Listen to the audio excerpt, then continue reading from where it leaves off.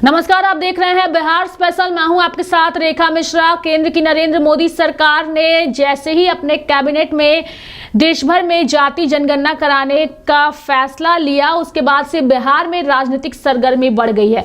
यानी कि बिहार में इस साल जो है वो विधानसभा के चुनाव है और विधानसभा चुनाव से पहले बीजेपी ने बड़ा दांव खेल दिया है जाति जनगणना कराने को लेकर के।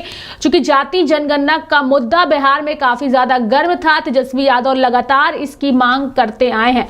वहीं अगर राहुल गांधी की बात करें तो राहुल गांधी ने भी कई बार जाति जनगणना कराने को लेकर के कई कार्यक्रम भी किए हैं, कई सारी जनसभाओं में इसकी बात भी कही है। लेकिन इस बीच उन्होंने ये भी दावा किया था, यानी कि विपक्ष के नेताओं ने, कि अगर हम सत्ता में आएंगे तो हम देश में जाति जनगणना कराएंगे।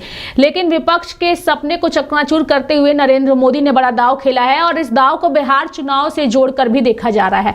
इस बीच बिहार के नेताओं की इस पर प्रतिक्रिया सामने आ रही है। भाजपा के नेता नरेंद्र मोदी की सराहना कर रहे हैं। वहीं अगर हम जनसुराज पार्टी के संस्थापक प्रशांत किशोर की बात करें तो उन्होंने भी जाति जनगणना को लेकर के कुछ सवाल नरेंद्र मोदी और बीजेपी जो बिहार में सत्ता में है उनसे पूछे हैं। आप भी सुनिए।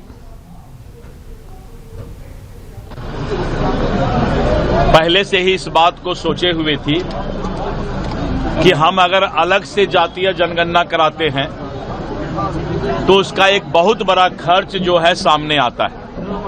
इसलिए ये पहले से प्रोग्राम प्लान था मोदी जी का कि जब हम सेंसस कराएंगे तो सेंसस के साथ जो गणना जातीय जनगणना होगा वो सटीक होगा और ऑफिशियल होगा।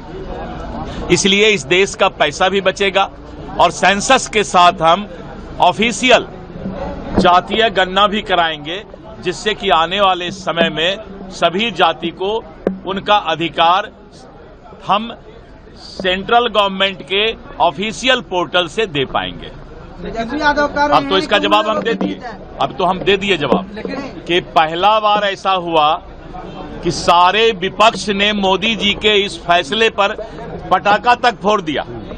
ये एक नया माहौल देश का बना है कि अब मोदी जी के समर्थक सभी इंडी गठबंधन के नेता धीरे धीरे बनते जा रहे हैं और कल इसका प्रमाण मिला है।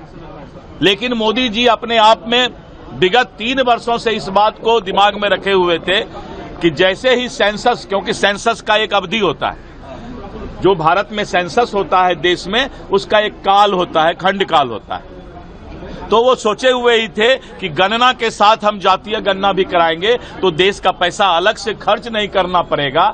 और एक अच्छा माहौल पूरे देश में बना कि आज मोदी जी के फैसले पर सभी विपक्ष पटाखा भी फोड़ने लगे और मिठाई भी खाने लगे। मैं भारतीय जनता पार्टी का प्रदेश अध्यक्ष सभी विपक्ष को धन्यवाद देता हूं कि आप मोदी जी के किए हुए कार्य पर अब पटाखा फोड़ रहे हैं, मिठाई खा रहे हैं। यही माहौल इस देश में जरूरत है। तुम लोग भाई नीचे करो ना। देश के प्रधानमंत्री नरेंद्र मोदी जी राष्ट्र के हित में जो निर्णय लिए हैं, बिहार में भी हम लोगों ने जब सत्ता में थे उसी समय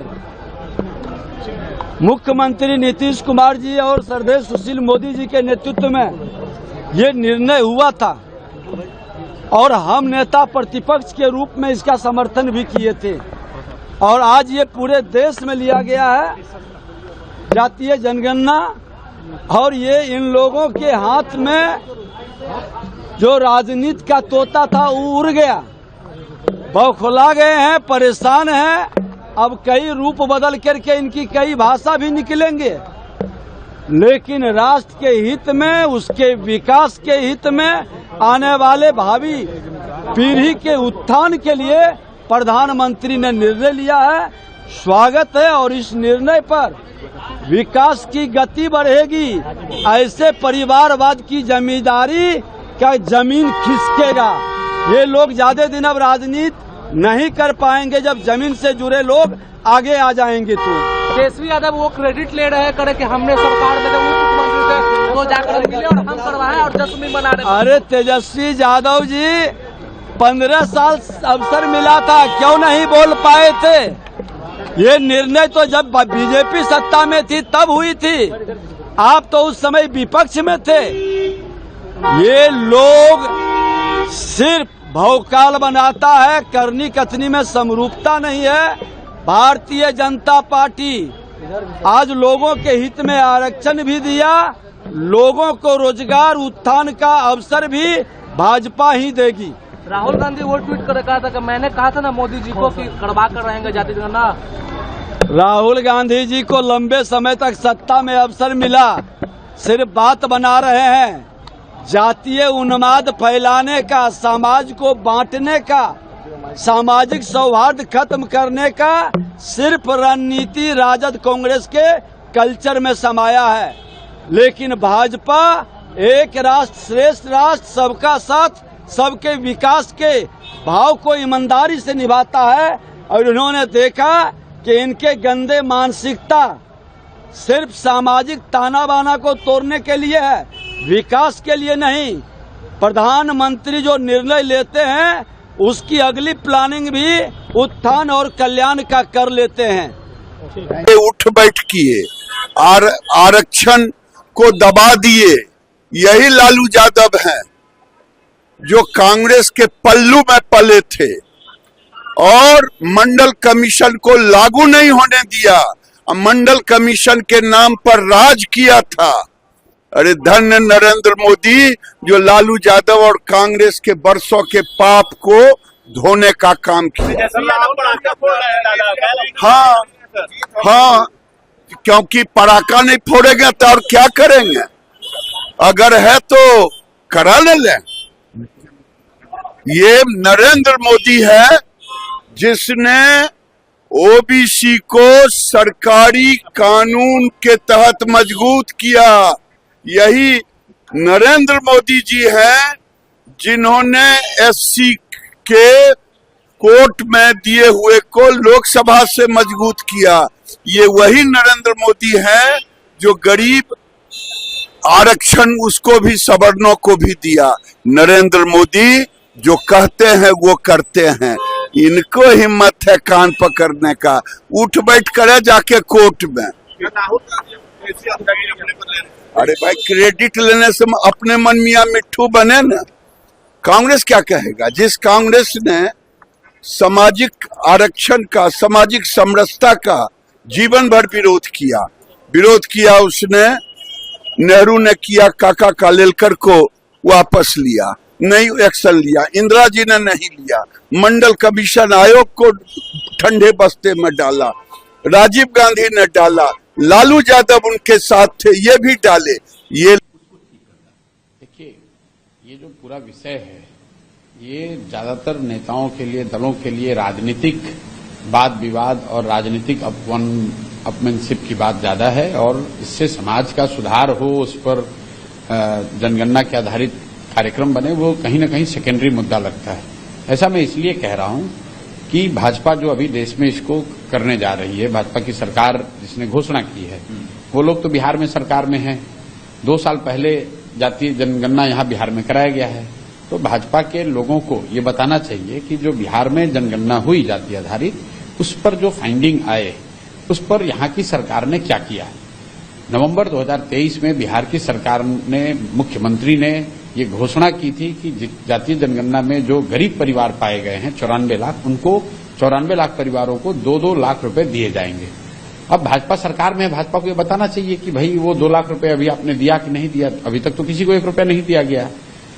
उसी जातीय जनगणना में ये निकल कर आया कि दलित और अति पिछड़ा समाज के 5% से कम लोग बिहार में 12वीं पास करते हैं। तो पिछले 2 वर्ष में दलित और अति पिछड़ा समाज के लोगों की पढ़ाई को सुधारने के लिए कोई योजना तो यहां बनी नहीं। इसी तरीके से जो कांग्रेस वाले कह रहे हैं, तो भाई कांग्रेस की सरकार कर्नाटक में है, तेलंगाना में है, हिमाचल में है। इनफैक्ट बिहार में भी जब जातीय जनगणना हुई तो कांग्रेस वाले सरकार में ही थे। तो राहुल गांधी को किसने रोका है कि जो जानकारी आई उसके आधार पर आप कोई योजना बना दो। वो इसी से, और 40 बरस कांग्रेस इस देश में शासन में रही है, तब क्यों नहीं कराकर सुधार दिया? ये बेकार की बात है। अभी जगे हैं और अभी उनको ये ज्ञान हुआ है कि जाति की गणना होने से स्थिति को सुधारा जा सकता है। अब कांग्रेस के लोगों से मेरा सवाल ये होगा, राहुल गांधी जी से, कि भाई अनुसूचित जाति जनजाति की गणना, मुसलमानों की गणना तो इस देश में 75 साल से हो रही है। गणना हुई तो क्या उसके आधार पर आपने उनकी स्थिति को सुधारने के लिए कोई प्रयास किया? और अगर किया तो उसका तो असर दिख नहीं रहा है। उसका असर तो नहीं दिख रहा है। मुसलमानों के लिए की गणना हो रही है, सच्चर कमेटी बनाई गई, रंगनाथन कमीशन बना, कांग्रेस की सरकार थी, क्या कर लिया उन्होंने, किसको सुधार दिया? मैं बार बार ये कह रहा हूं कि गणना हो जाने मात्र से किसी की स्थिति नहीं सुधरेगी। गणना सर्वे होना चाहिए, जिससे भी किसी भी प्रयास से समाज के अलग अलग वर्गों के स्थिति के बारे में सही जानकारी सरकार तक, व्यवस्था तक पहुंचे। इसमें कोई गुरेज नहीं है। दिक्कत इससे है कि आप गणना इसलिए नहीं करा रहे हैं कि आप उन समाजों की मदद करना चाहते हैं, उन वर्गों की मदद करना चाहते हैं। आप गणना इसलिए कराना चाह रहे हैं ताकि आप जातीय उन्माद फैलाकर कुछ अपना राजनीतिक रोटी सेक सकें। जिस तरह देश के यशस्वी प्रधानमंत्री जी ने इस देश के सपनों को साकार करने का काम किया और जातीय जनगणना की शुरुआत की, हमारे प्रभारी मंत्री सभी जो 21 मंत्री हैं सभी जिले में जाकर इसके प्रेस कॉन्फ्रेंस भी करेंगे और इस देश में जितने लोग हैं, चाहे वो कांग्रेस पार्टी की सोनिया गांधी जी हो, राहुल गांधी जी हो, लालू प्रसाद जी हो और हम लोगों के मुख्यमंत्री आदरणीय नीतीश कुमार जी हो, सबके सपनों को पूरा करने का काम जातीय जनगणना करके आदरणीय प्रधानमंत्री जी ने किया है।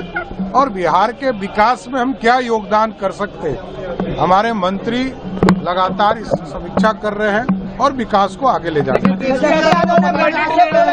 अब भाई देखिए, चार एमपी वाला को क्या क्रेडिट दूं मैं?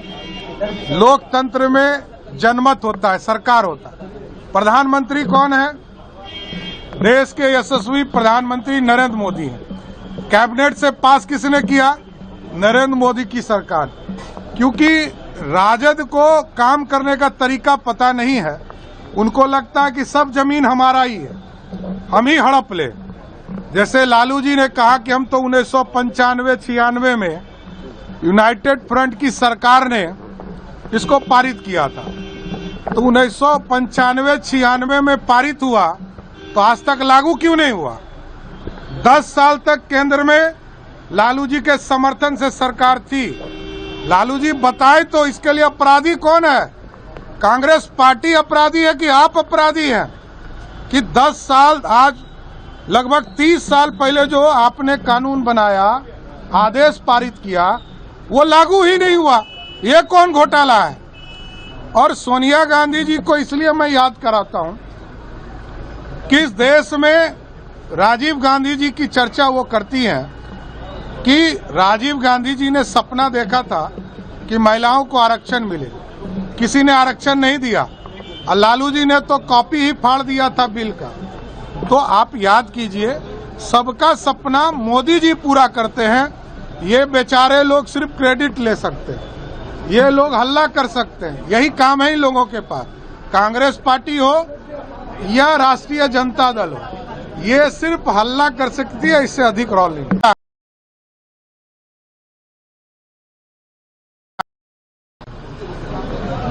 सरकार होता है। प्रधानमंत्री कौन है?